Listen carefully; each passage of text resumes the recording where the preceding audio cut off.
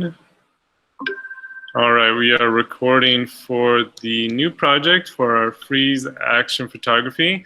So if you've taken photography 1-2, you had our action sports one.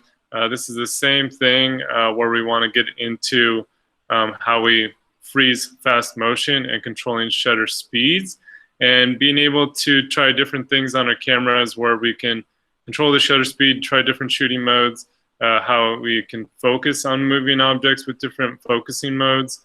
And so we want to make sure we have our camera or our smartphone set up ideally for being able to capture fast motion. With this project, I'm just going to open up the Google Doc. So again, go in the instructions, got the Google Doc here. So the key thing is really understanding what shutter speed is. I have a good link here, but basically it is the amount of time the camera opens up and exposes the sensor. And so some cameras can go as fast as like 1/8,000th of a second, where super fast, opens and closes really quick. And then others, and then you can obviously bring it down for slow shutter, like to bulb, which is basically keep it open for hours if you wanted to. I think the slowest on most DSLR cameras is 30 seconds, where it'll open and close on its timer. Otherwise, you can keep it open for bulb as long as you want.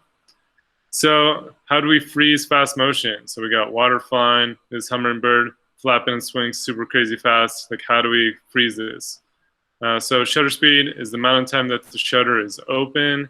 It is measured in seconds. So either it's a fraction of a second, like 1/1000th, or like 1/30th of a second. And so, and it usually goes into like doubles. So you'll see it go from like 1/30th to 1/60th to 1/125th to 1/250th to 1/500th. That generally, when you're scrolling through shutter speeds on your camera, that's how it works. Some cameras give you super slow shutter speeds, like 30 seconds, or bulb, which is open and close it on your own time. So thinking about what's in your scene and freezing movement, right? So typically, in the bird image above, the shutter speed of 1/1000th of a second, meaning it's almost frozen. You can see like a little motion blur here. And so if you wanted to really freeze that thing, you could go up to like 1/4000th of a second to really start freezing stuff well.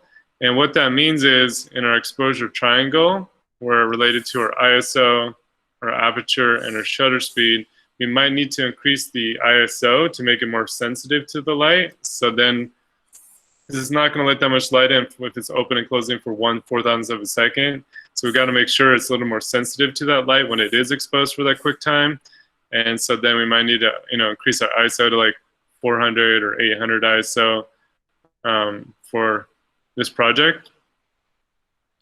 So the key thing I'm grading for is freezing motion. So we'll do a project where we intentionally do slow shutter and long exposure stuff, where we can show motion. This one's all about freezing it and being able to control that. So that's how we need to understand how our cameras and our smartphones work, so we can actually do that. I do give some recommendations on which modes you'd want to put it. If it was using a Canon, I'd put it in TV mode, which is your shutter priority, and then just make sure your ISO is set to off. You can control the shutter speed on the top dial of the camera. I'll show that in a second. The ISO on auto, basically the camera will adjust that for you, so you get a good exposure at that shutter speed. So it'll pump it up, the ISO, and make it more sensitive when it needs to be. Focusing modes, you want this on AI servo or servo on other types of cameras. This means it's continually autofocusing. Some cameras will focus once, wait till you shoot, and then take that shot, and then focus again once you press the shutter again to focus. So servo, basically, you can hold it down and it's going to keep tracking. And so if you're shooting like a soccer game where people are moving around, it'll keep focusing when you pressing your shutter halfway down to focus. So servo mode. And then you want to be able to set the frame rate to a burst mode. And so basically, you've taken photos on your phone where you hold it down and it shoots a lot of frames real quick. They did change that to iOS. I'll show you how to change that so you can shoot bursts on your smartphone. But basically, you have a high frame rate, so you know, when you shoot motion, you can go back and pick the one where you got the action in the best sequence. So this one, I do want you guys to use rule of thirds compositions. So again, if I'm shooting a subject, I want to either place that subject on the right third or the left third of the frame. So 4 of those photos for a total of our 10 frozen subject photos we're shooting. So basically, you know, 40% of our photos need to be rule of thirds. You could do all photos with rule of thirds, like placing your subject on the left or right third of the frame. I just want you to think about like not just centering your subject in your photos. So whatever your subject is that you're going to take photographs, I want you to try to start different compositions. I'll be doing a little demo on how to bring out details of action subjects later on. So, but you will edit for these photos. So you're going to shoot 10 total photos, freezing fast motion of different types of subjects. What I'm having you do, because this isn't shot at school, is I want you to shoot at least 3 different locations. So what that means is if you go to like a park, I don't want to see 10 photos of the exact same background, right? I want to see at least 3 different backgrounds in your 10 total shots. So you're at least trying to shoot at different locations with different angles, right? If you want all 10 to have different backgrounds, that's cool, but I'm just saying a minimum of 3 different backgrounds in your photos. So that way you're getting more variety and you're not just doing like a quick burst and calling it a day. Again, you can upload these to Flickr album. You could upload this to a Google Doc or a slide. Because I don't need to see the specs of the photos. So your option, if you want to do a Google Doc or slide or a Flickr album. So you're going to upload 14 total photos, 10 shot, and then 4 edited to bring out the sharpness. And again, same thing as last time. I want you guys to, you know, get either describing your photos and typing it in, or you are presenting it and talking about it to the class for a Q2 presentation. Got lots of good links on here. You know, how to take awesome photos by yourself. This is more about how we can set up the camera either on a tripod or on a stable surface. And this Instagrammer is all about, you know, how I can shoot on my own. This is from October 30th this year. And so she just talks about, you know, how she can make setups and how she uses her phone in different ways to get really good, you know, photos and kind of what to pay attention to and angles and how to kind of set stuff up when she's shooting by herself. So if you kind of are into putting more production into your photos and like taking photos of yourself in different ways, check out this video. It's pretty useful information. This second link is good for if you're using like a DSLR camera or a mirrorless camera and you want to kind of see what I'm showing today with like how to set up your camera. He goes into, you know, how to change your autofocusing modes, how to change the burst mode, like how many frame rate, how to control the shutter speed. You can see here on the Canon, he's being able to control the shutter speed. So he shows it on different types of cameras, Canons and Nikons, just so you can see those different types because they are slightly different. Tips for freezing action in natural light. So I would recommend shooting in daylight. Today we're going to show you how to freeze motion in camera. If it's cloudy, that's fine, but this is definitely something where you don't want to shoot it in low lighting. Indoors or like in the shade. And so you want to be able to shoot this in bright sunlight to get a fast shutter speed. So he talks about too, you know, how to control the shutter speed by putting the TV or S mode on a Nikon. And then they go through, you know, 1/125th, you see motion blur, and then they go into faster shutter speeds. Here's a good sequence here. Let's go back a smidge. There we go. And so you can see the faster it gets, the less motion blur, right? And so they're just kind of showing that step by step, which is kind of useful to see. And so typically in class, I'd share a couple of these videos on like professional shooting, but what I did want to share was some ideas for, you know, what you could shoot. So I did have student photos, but the problem with my student photos is they were working in groups together, taking pictures of each other, you know, freezing motion in different ways, right? And so it didn't really like apply super well for what we're doing because of distance learning. You know, people doing color guard stuff. You can see the nice roll thirds, shooting on the right third, freezing the motion, right? Really good photos. And then I had, you know, student shooting kind of water drip stuff, which was kind of cool. I really like this one because I have these nice fine frozen drips, which looks pretty nice. The ducks weren't really moving here, but he did have good like levitation photos where you're freezing people jumping. It looks like they're levitating. So those are cool. But again, because of COVID, you know, we don't really get that option. And so this is really kind of down to you setting up, you know, objects that are moving or finding objects that are moving and then freezing them using the camera. So I did want to share this series by Alberto Saveso.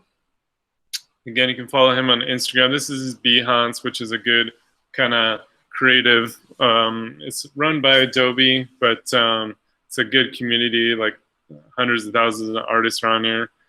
So he has a cool series called Sand Dance, and he's literally throwing sand into the air and using a fast shutter speed and just capturing the cool different shapes he gets, and he experiments, you know, with different types of throws until he gets kind of these interesting shapes where it starts looking like, you know, creatures or people, you know, and so it gets these really cool,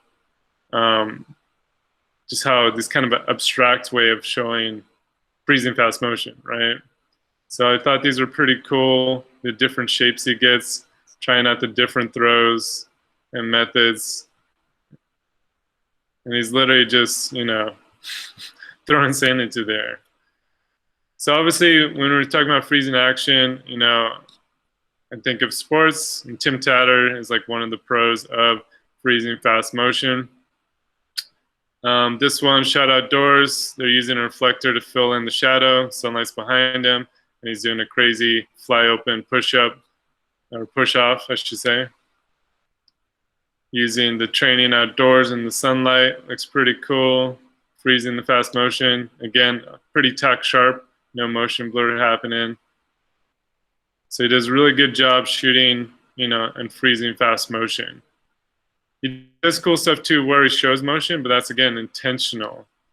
This one we want to control it, and I'm grading you on how well you're freezing, you know, freezing the motion.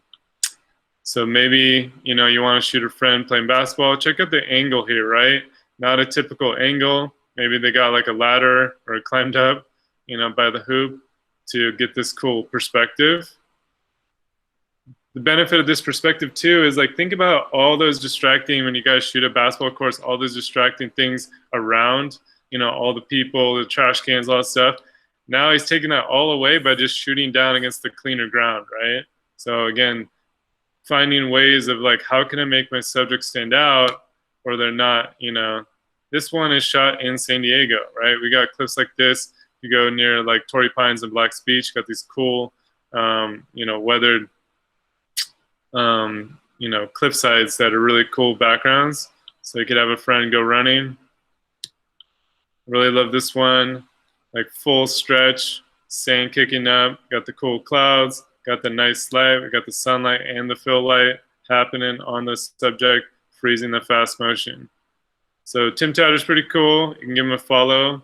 He actually lives in San Diego, or I think Orange County.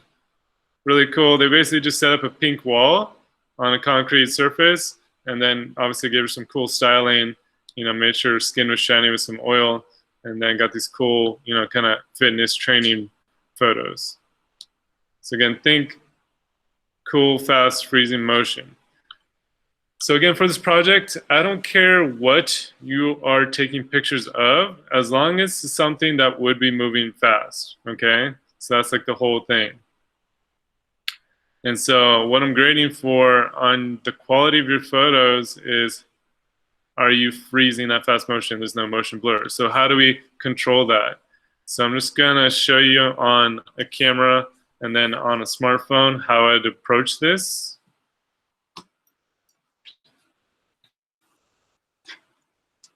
Trying to charge the battery real quick because they're dead.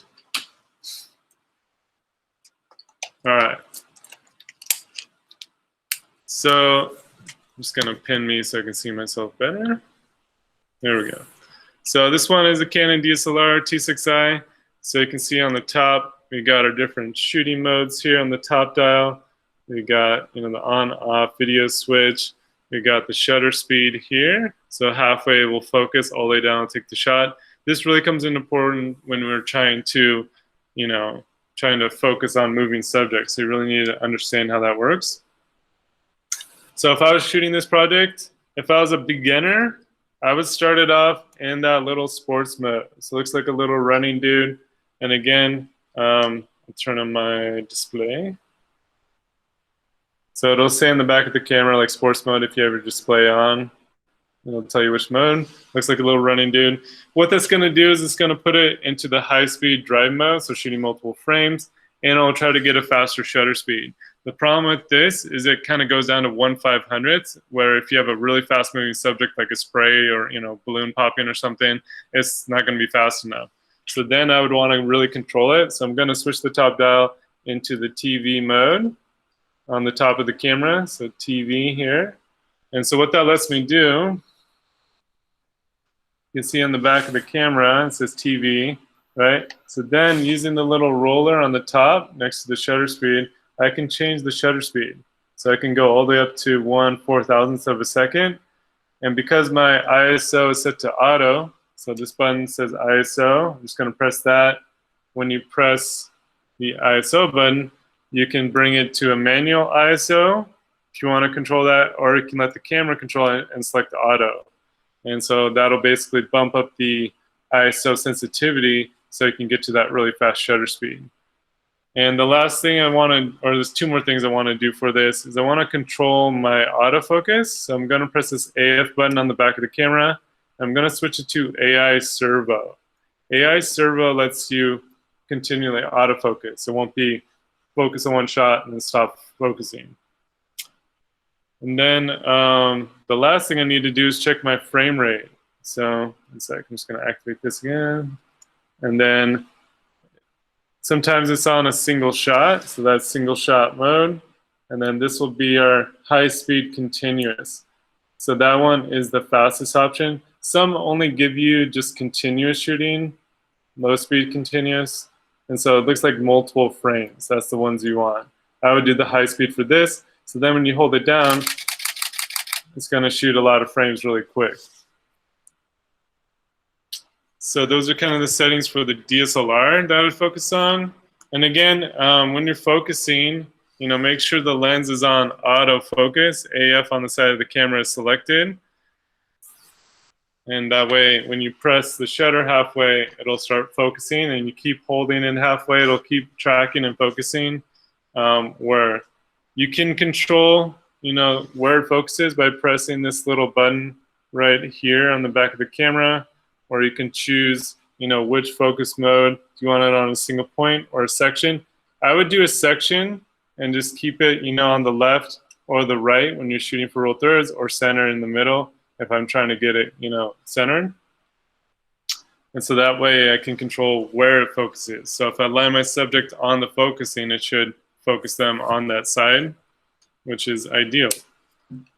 For the for a smartphone, so I did learn, and I put the link in the Google Doc for a video, because they changed in iOS 14 this year how burst mode is on the camera app, so using just the standard camera app. So now if you hold down the shutter, it'll take a video. So what you can do, this is going to be kind of weird, is when you press and drag it, it'll start doing bursts. There you go. You can see it took like 10 photos right then. So you kind of quickly press the shutter and drag it to the little photo window, and it'll do a burst. What you can do is go into your settings, and then into go to your camera settings, and then it'll say use volume up for burst. and make sure that's on. By default, it is not on. And what that'll let you do is use the up volume to hold down, and it'll start taking a bunch of photos. And so that'll do a burst if you're just using standard Canon, Canon, Apple camera app. What I would recommend for this project, if you really want to control the shutter speed, which that standard camera app doesn't let you do, is go and get the ProCam app. It is a couple dollars, but it does give you a lot more features. It lets you save in RAW, or it's an uncompressed photo, or an uncompressed TIFF file, so you get a lot more information out of your photos. And what it lets you do at the bottom of the camera, it'll let you select the shutter speed. It'll say in seconds, the ISO individually. So if I click on the ISO, now it's like underline, I can move it up to, let's say like 1/3000th of a second. You can see it says 1/3000th now. And then I can change my ISO up to, ISO 3000 to make it brighter. So then, I can change the mode. So I'm just gonna, this little timer, not that one. Let's go to burst mode. So you can see I can set it to burst mode. They have slow shutter mode, night mode, different, or standard photo mode. So then if I, press and hold, it'll start taking a bunch of photos. You can see it took 13 photos really fast in this app. So ProCam is a pretty good app, especially for this. It lets you just have more control, and it lets you shoot higher quality photos and get the most out of your smartphone versus the standard app where you're getting compressed JPEGs. And it's kind of trickier with the burst mode now with iOS 14. So I'm just going to stop recording because that's kind of the demo part.